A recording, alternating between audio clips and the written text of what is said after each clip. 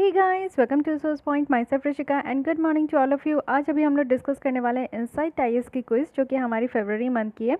तो हमारी इन्वायरमेंट की एक लेसन स्टार्ट हो चुकी थी। कल हम लोग ने 10 क्वेश्चंस को सॉल्व कर लिया था। आज हम लोग यहाँ पे रेस्ट 10 क्वेश्चंस को यहाँ पे सॉल्व करेंगे, लेकिन उसके बाद भी क्वेश्चंस है। मुझे लगता है 34-35 क्वेश्चंस है यहाँ पे। तो इसकी लेसन्स जो है इन्वायरमेंट की कल कंप्लीट हो जाएगी। ओके, तो आज हम लोग यहाँ पे 10 क्वेश्चंस को सॉल्व करते हैं, और प्रीवियस लेसन या फिर प्रीवियस मंथ की क्विज को सॉल्व करना चाहते हो तो आप बस मेरे चैनल को सब्सक्राइब करके प्लेलिस्ट में आकर आप लोग आराम से देख सकते हो। तो चलिए स्टार्ट करते हैं। स्टार्ट करते हैं आज के लिए फर्स्ट क्वेश्चन से। हालांकि ये 11th क्वेश्चन है, बट 10 क्वेश्चन हम लोग जैसा कि सॉल्व कर चुके हैं। तो फर्स्ट क्वेश्चन है यहाँ पे कंजर्वेशन एग्रीकल्चर से रिलेटेड, एंड आपको करेक्ट बतानी है कि कौन सी स्टेटमेंट है।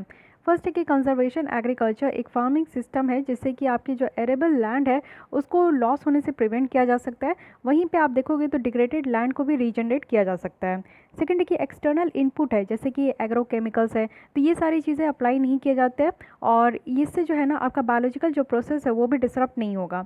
थर्ड है कि यहाँ पे आप देखोगे कि crop live stock integration include किया गया है, साथ ही यहाँ पे ट्रीज और जो पेस्चर्स है उसको भी इंटीग्रेट किया गया है, एक साथ लाया गया है एग्रीकल्चर लैंडस्केप में। तो इसको कहा जाता है कंजर्वेशन एग्रीकल्चर। तो आपको बताने की कौन सी स्टेटमेंट यहाँ पे करेक्ट है। फर्स्ट ओनली, सेकंड ओनली, या फिर आपका थर्ड। इट मीन्स कि first and second, first and third, second and third, first second third. तो यहाँ पे आपको करेक्ट बतानी है। अगर फर्स्ट स्टेटमेंट की बात करूँ तो बिल्कुल करेक्ट है। नो डाउट कंजर्वेशन एग्रीकल्चर का ही मतलब होता है कि ऐसा एग्रीकल्चर करना जिससे कि आपकी जो लैंड है ना वो एरेबल लैंड कहीं से भी लॉस नहीं हो, और जो भी आपका बर्बाद जो लैंड है जो इसकी की क्वालिटी ख़त्म हो चुकी है तो वो भी फिर से रीजनरेट हो सके। सो फर्स्ट यहाँ पे बिल्कुल करेक्ट है।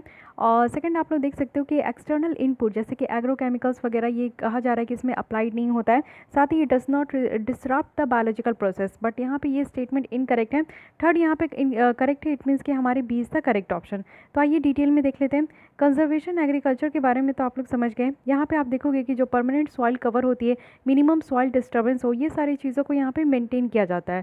साथ ही यहाँ पे जो हमारी बायोडाइवर्सिटी है वो और ज़्यादा इन्हांस होती है। नेचुरल जो बायोलॉजिकल प्रोसेस है वो भी आपको देखने को मिलेगा, चाहे वो सरफेस के ऊपर हो या सरफेस के नीचे हो, ये सारी चीज़ें इन्हांस होती है। साथ ही यहाँ पे आप लोग देखोगे कि जो ये प्रिंसिपल है ना ये यूनिवर्सली एप्लीकेबल होता है सारे एग्रीकल्चर लैंडस्केप में और लैंड यूजेस में, जो कि लोकली इसको अडॉप्ट किया जाता है। सॉइल इंटरवेंशंस देखोगे, जैसे कि यहाँ पे मैकेनिकल सॉइल डिस्टर्बेंस है, ये भी रिड्यूस्ड होता है, एब्सोल्यूट मिनिमम या फिर अवॉइड भी किया जाता है।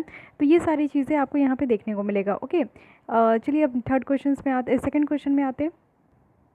लेकिन हाँ, यहाँ पे आपका दिया गया था, जैसे कि आप लोग यहाँ पे देखो कि एक्सटर्नल इनपुट है, जैसे कि एग्रोकेमिकल हो गया, प्लांट न्यूट्रिएंट हो गया, किसी भी मिनरल का, या फिर ऑर्गेनिक ऑरिजिन है, तो ये अप्लाइड होता है इस तरीके से कि यहाँ पे क्वांटिटीज़ जो है ना वो इंटरफेयर नहीं कर सके, और इससे डिस्टर्ब भी नहीं होता है आपका बायोलॉजिकल जो प्रोसेस है। ठीक है, तो यानी कि ये सारी चीज़ें जो है एग्रोकेमिकल का इस्तेमाल होता है जो एक्सटर्नल आपकी इनपुट होते हैं। सेकेंड क्वेश्चन की बात करते हैं, यहाँ पे है आपकी national centre for polar and ocean research के बारे में। तो आपको करेक्ट बतानी है। फर्स्ट है कि जो national centre for polar and ocean research है ये हाई अल्टीट्यूड रिसर्च स्टेशन है जिसका नाम हिमालय में हिमांश है। इसकी अगर फंक्शंस देखें तो ये मिनिस्ट्री ऑफ अर्थ साइंस के अंदर काम करके अंदर में ये काम करती है। थर्ड है कि अगर हम लोग national centre for polar and ocean research की बात करें तो इसमें परमिशन नहीं है कि हम लोग यहाँ पे आर्कटिक रीजन या फिर अंटार्कटिक वाली जो कॉन्टिनेंट है उसमें रिसर्च करें। तो आपको करेक्ट बताना है first only, first and third, first and second, first second third. So इस स्टेटमेंट से आपको ऑप्शन से ही समझ में आ रहा है कि फर्स्ट स्टेटमेंट बिल्कुल करेक्ट है। सेकंड भी यहाँ पे करेक्ट है, नो डाउट, क्योंकि इस तरीके का आप देखोगे कि जो भी काम किया जाता है हमारे कॉन्टिनेंट में वगैरह जो साइंस एंड टेक से रिलेटेड है या फिर इस तरीके का रिसर्च वगैरह होता है तो वो मेनली जो है साइंस, अर्थ साइंस के ही अंदर आती है। लेकिन थर्ड स्टेटमेंट यहाँ पे इनकरेक्ट है, क्योंकि ऐसा नहीं है कि आर्कटिक रीजन और अंटार्कटिक वाले रीजन में परमिशन ही नहीं है कि यहाँ पे रिसर्च नहीं किया जाए, परमिशन है कि रिसर्च कर सकते हैं। तो थर्ड स्टेटमेंट हमारी इनकरेक्ट है, और करेक्ट यहाँ पे दोनों स्टेटमेंट है। इट मीन्स कि सी ऑप्शन यहाँ पे बिल्कुल करेक्ट है। ओके, डिटेल में आप लोग पढ़ सकते हो। आप लोग कह रहे थे कि मैं यहाँ पे डिस्कशंस को और ज़्यादा इंक्रीज़ करूँ, इट मीन्स कि लेंथ इसकी और ज़्यादा बढ़ा दूँ, या फिर यहाँ पे जो है जो मैं यहाँ पे आपको आंसर एक्सप्लेन करती हूँ उसका जो है मैं बढ़ा देती हूँ। देखिए जितनी भी रिक्वायर्ड एक्सप्लेनेशन होती है वो मैं आपको यहाँ पे प्रोवाइड कर देती हूँ। बाकी आप लोग की ये मैगजीन तो आप लोग के पास है ही, मैं इसकी PDF प्रोवाइड कर देती हूँ टेलीग्राम में, वहाँ से डाउनलोड करके आप लोग इसकी जो है एक्सप्लेनेशन भी देख सकते हो। बाकी जितना जानना चाहिए उतना मैं बता देती हूँ। इसके फर्दर जो है हर एक टॉपिक का एक्स्ट्रा एक्सप्लेनेशन होता है। अगर मैं सारी बातों को यहाँ पे डिटेल में बताने लगूंगी तो फिर ये लेसन आपकी जो है आधे घंटे की या फिर आपकी 45 मिनट्स की हो जाएगी, तो फिर क्या फ़ायदा। मैं यहाँ पे चाहती हूँ कि कम टाइम में आप लोग बस क्वेश्चन सॉल्व कर रहे हो तो it would be maximum 10 to 15 minutes, but फिर भी मैं 20 मिनट्स आप लोग का ले ही लेती हूँ, लेकिन इसको और ज़्यादा एक्सटेंड नहीं करना चाहती। ओके, तो आप लोग यहाँ पे देखो कि ये इस्टेब्लिश किया गया है हाई एल्टीट्यूड रिसर्च स्टेशन में, जो कि हिमालय में हिमांस नाम है, और इसकी एल्टीट्यूड आप देखोगे तो 4000 मीटर है, और ये होता है सुतरी ढाका में। ठीक है, एक लोकेशन आपका है लाहौल स्पीति डिस्ट्रिक्ट, जो कि आपका हिमाचल प्रदेश में है। साथ ही इसमें रिसर्च जो है दोनों रीजन में है, आर्कटिक रीजन में भी और अंटार्कटिक रीजन में भी। Coming to the third question, that is आपको बताना है कि इनमें से कौन सी फॉलोइंग है जो कि ओजोन डिप्लीटिंग सबस्टांस है। Very important question. Okay, hydrobromofluorocarbon, halons, methyl bromide, carbon tetrachloride, methyl chloroform. तो इसमें आपको करेक्ट बताना है except, all except 3, all except 4, all except 5 या फिर ऑल ऑफ द अबव। तो ओजोन डिप्लीटिंग सबस्टांस की बात करें तो इसमें से सब है, यानी कि हाइड्रोब्रोमोफ्लोरोकार्बन भी है, हेलॉन्स भी है, मिथाइल ब्रोमाइड भी है, कार्बन टेट्राक्लोराइड भी है और मिथाइल क्लोरोफॉर्म भी है। आप लोग यहाँ पे नाम देख सकते हो सारे यहाँ पे। इसके अलावा क्लोरोफ्लोरोकार्बन तो आप जान ही रहे हो, हाइड्रोक्लोरोफ्लोरोकार्बन भी आप लोग जान रहे हो। तो ये सारे यहाँ पे आपके जो है सबस्टांस है जिसके कारण ओजोन डिप्लीट हो रही है, यानी कि जो लेयर है ना वो आपकी और ज़्यादा थिन होते जा रही है। फोर्थ क्वेश्चन पे आते हैं। यहाँ पे है हाईएस्ट नंबर और हाईएस्ट एंडेमिज्म जो ऑर्किड स्पीसीज़ का है वो आपका वेस्टर्न घाट में पाया जाता है। सेकेंड है कि बोटानिकल सर्वे ऑफ इंडिया जो है वो यहाँ पे ऑर्किड की जो सेंसस इंडिया में वो कंडक्ट करती है। थर्ड है कि जो ट्रेड होता है वाइल्ड ऑर्किड का, ये बैंड है पूरी तरीके से ग्लोबल फॉर्म में। ओके, पूरे वर्ल्ड वाइड ये बैंड है कि वाइल्ड ऑर्किड का ट्रेड नहीं होना चाहिए। तो आपको बताना है कि करेक्ट कौन सी है, first and second, second only, second and third, first second third. तो यहाँ पे अगर मैं बात करूँ फर्स्ट का तो ये इनकरेक्ट है, क्योंकि आप लोग को पता होना चाहिए कि सबसे ज़्यादा जो ऑर्किड स्पीसीज़ है वो अरुणाचल प्रदेश में पाया जाता है। तो इससे समझ में आ रहा है कि हमारे ईस्टर्न हिमालय में सबसे ज़्यादा है, ना कि वेस्टर्न घाट में। तो फर्स्ट स्टेटमेंट यहाँ पे इनकरेक्ट हो गई। सेकंड तो यहाँ पे करेक्ट है ही, क्योंकि बोटानिकल सर्वे ऑफ इंडिया जो है इस तरीके के सेंसस को कंडक्ट करती है। थर्ड भी यहाँ पे एब्सोल्युटली करेक्ट है कि जो ट्रेड है वाइल्ड ऑर्किड का ये बैन है। तो यहाँ पे करेक्ट ऑप्शन आपकी सी हो गई। Okay, botanical survey of India जो है इस बार आपको न्यू देखने को मिला है 2019 की। स्टेट वाइज डिस्ट्रीब्यूशन देखने को मिला है ऑर्किड स्पीसीज़ की, और पॉइंट आउट किया गया है हिमालय वाले region, north east part of the country, Western Ghat वाला कंट्री, क्योंकि यहाँ पे बहुत ज़्यादा हॉट स्पॉट है ब्यूटीफुल प्लांट स्पीसीज़ के लिए। हाईएस्ट नंबर कहाँ पे है, तो ये अरुणाचल प्रदेश में 612 स्पीसीज़ के साथ। इसके बाद सिक्किम वाले एरिया में है 560 स्पीसीज़ एंड वेस्ट बंगाल में। ओके, आप लोग देखोगे कि 10 bio geographic zone of India है। हिमालय जोन है जो कि रिचेस्ट है ऑर्किड स्पीसीज़ में। इसके बाद नॉर्थ ईस्ट आती है, वेस्टर्न घाट है, फिर डेक्कन प्लाट्यू है, और उसके बाद अंडमान एंड निकोबार वाला आइलैंड है। तो ये भी आ सकता है आपसे, ये इस तरीके से भी क्वेश्चन बन सकता है कि आप अरेंज करो, क्रॉनिकली अरेंज कर सकते हो ये डिक्रीजिंग ऑर्डर में कि किस किस रीजन में आपकी जो है ऑर्किड की स्पीसीज़ आपकी पाई जाती है। तो इस हिसाब से आप लोग देखोगे इंटायर जो ऑर्किड फैमिली है ये हमारे साइट्स के अपेंडिक्स 2 में आती है। इसलिए आप लोग देखोगे कि जो वाइल्ड ऑर्किड का जो ट्रेड है ना, व्यापार है, वो पूरी तरीके से बैन है। तो ये भी ध्यान रखिएगा। आइए फिफ्थ क्वेश्चन की तरफ बढ़ते हैं। ई वेस्ट हम लोग डिटेल में देखे थे। इसमें कौन कौन सी हार्मफुल मटेरियल्स आपके प्रेजेंट होती है, brominated, flame retardant, phosphor, cadmium, या फिर यहाँ पे हाँ बेलेरियम, लीड। आपको बताने की कौन सी है, ऑप्शंस आप लोग देख सकते हो, उसी हिसाब से आप लोग आंसर दीजिएगा। मेरे आंसर देने से पहले आप लोग अपने आंसर दे रहे हो ना, क्योंकि डेली बोलना मैं भूल जाती हूँ और डेली न्यू स्टूडेंट्स आकर जुड़ते हैं, तो इसलिए सबके लिए जो है डेली मुझे ये बतानी पड़ती है। खैर कोई नहीं, चलिए सबसे बड़ी बात यहाँ पे ये है कि आंसर क्या है। आंसर यहाँ पे ऑल ऑफ द अबव है। यहाँ पे पांचों यहाँ पे सही है कि हार्मफुल आपके मटेरियल देखने को मिलेगा। ई वेस्ट कहने का मतलब है कि जैसे अभी आप लोग इलेक्ट्रॉनिक, जैसे आप लोग या तो सेलफोन से मेरी जो वीडियो देख रहे हो, लैपी में देख रहे हो, कंप्यूटर में देख रहे हो, या टैब में देख रहे हो, या फिर आप लोग जो है इस तरीके से मोबाइल में देख रहे हो, टेलीविज़न होती है, कोई भी तरीके के गैजेट जो कि ई आपकी वेस्ट होती है, उसमें आपको देखने को मिलेगा कि इस तरीके का हार्मफुल मटेरियल है, जैसे कि lead, cadmium, beryllium, brominated, flame retardant है। ओके, तो ये ध्यान रखिएगा। कंट्री की फर्स्ट ई वेस्ट क्लिनिक आपका ऑपरेट किया गया है मध्य प्रदेश के भोपाल में। तो ये भी याद रखना है। एक्चुअली ये टुडे लिखा है, इट मीन्स कि ये फरवरी मंथ की आपकी करंट अफेयर्स है, तो उस समय ये आपका जो है इसको ओपन किया गया है। तो इससे क्या होगा ना कि इससे बेटर होगा, जैसे ई वेस्ट है तो इसमें क्या होगा कि अलग अलग किया जाएगा कि मोबाइल के कचरे कौन से हैं आपके, मतलब कि ई वेस्ट को भी ऐसे एज अ जनरल आप सॉलिड वेस्ट और लिक्विड वेस्ट कहते हो ना, वेट वेस्ट, तो उस सबसे भी अलग किया जाएगा। प्रोसेसिंग यहाँ पे किया जाएगा, फिर डिस्पोज किया जाएगा वेस्ट को, वो भी यहाँ पे हाउस होल्ड से और कमर्शियल यूनिट से। ठीक है, तो इस पर ध्यान दीजिएगा। Coming to the six question, यहाँ पे है मोज़ाइक मिशन। अगर इसका फुल फॉर्म आप जानते होंगे तो आप इजीली यहाँ पे क्वेश्चंस का आंसर ले आओगे। ये किस चीज़ से रिलेटेड है, न्यूज़ में काफ़ी रहती है। आर्कटिक क्लाइमेट का स्टडी से रिलेटेड है, या फिर सन के आउटर कोरोना का स्टडी से रिलेटेड है, या फिर फर्स्ट सोलर पावर स्पेसक्राफ्ट है जो कि ऑर्बिट करेगी जुपिटर को, या फिर नन ऑफ द अबव। तो यहाँ पे मोज़ाइक मिशन की बात करो तो ये इसकी करेक्ट ऑप्शन ए है, यानी कि आर्कटिक क्लाइमेट की स्टडी के बारे में इसको रखा गया है। इसमें आप देखो कि it stands for multidisciplinary drifting observatory for study of Arctic climate. Okay, coming to the seventh question, यहाँ पे आपको बताने की कौन सी नेशनल पार्क के बारे में बात कर रहे हैं।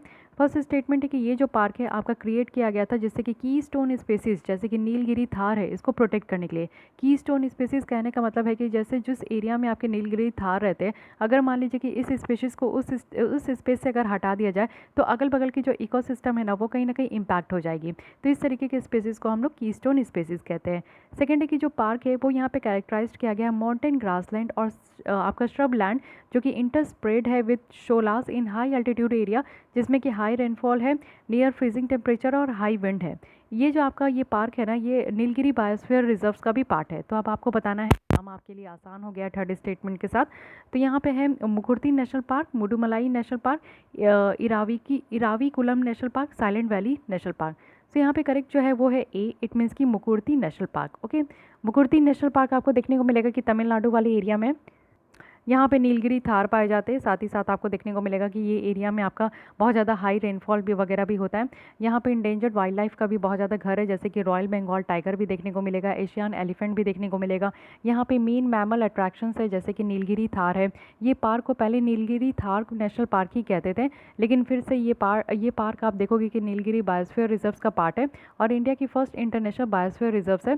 साथ ही आप देखोगे कि वेस्टर्न घाट के होते हुए यूनेस्को की वर्ल्ड हेरिटेज साइट्स में भी इसको इंक्लूड किया गया था 2012 में। तो ये सारी बातें आपको ध्यान रखनी है। Coming to the next question काफ़ी इंटरेस्टिंग है, तमिल यमन के बारे में हम लोग देखेंगे। तो तमिल यमन जो है एक बटरफ्लाई स्पेशीज़ है जो कि वेस्टर्न घाट में इंडेमिक है, वेस्टर्न घाट में ही पाई जाती है और इसको तमिलनाडु के स्टेट बटरफ्लाई का डिक्लेयर भी किया गया है। सेकंड है कि तमिलनाडु फर्स्ट स्टेट है जो कि इस तरीके के स्टेट बटरफ्लाई को डिक्लेयर कर रही है।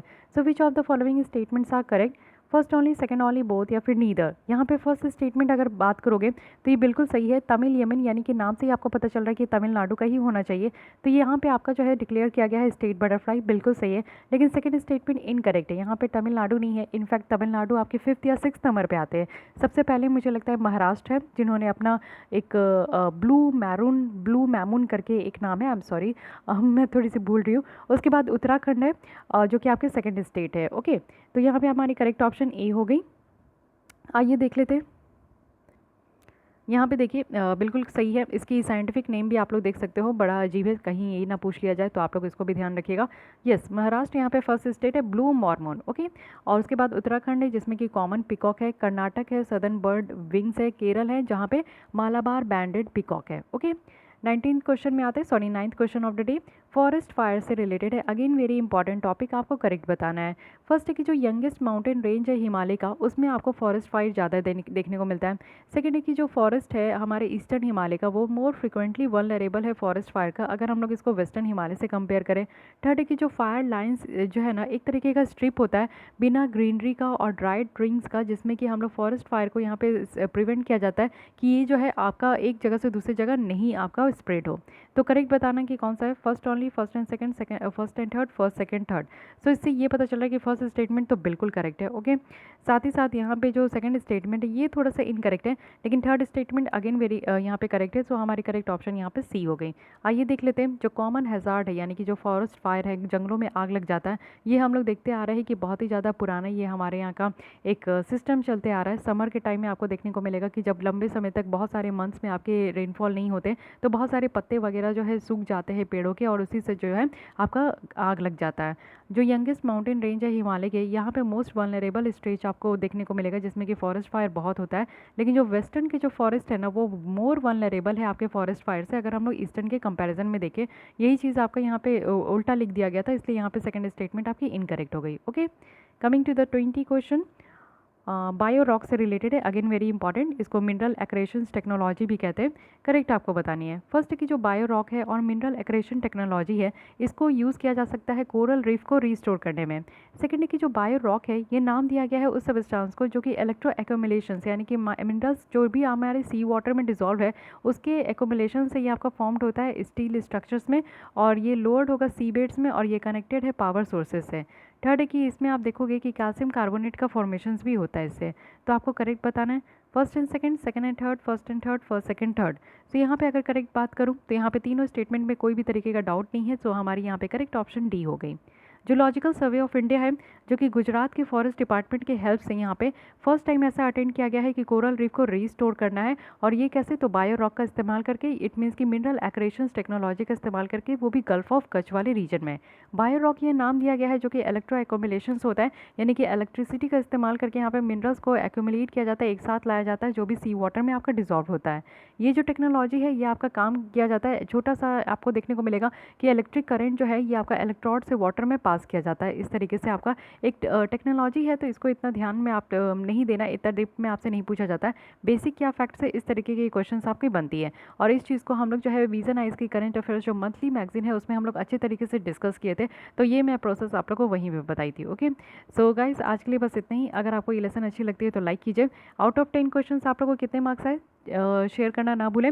साथ ही अगर आप लोग को और भी कोई डाउट करे, सजेशन है, तो आप लोग कमेंट कर सकते हैं, एंड मेक श्योर कि आपने मेरे चैनल को सब्सक्राइब कर लिया है। Thank you.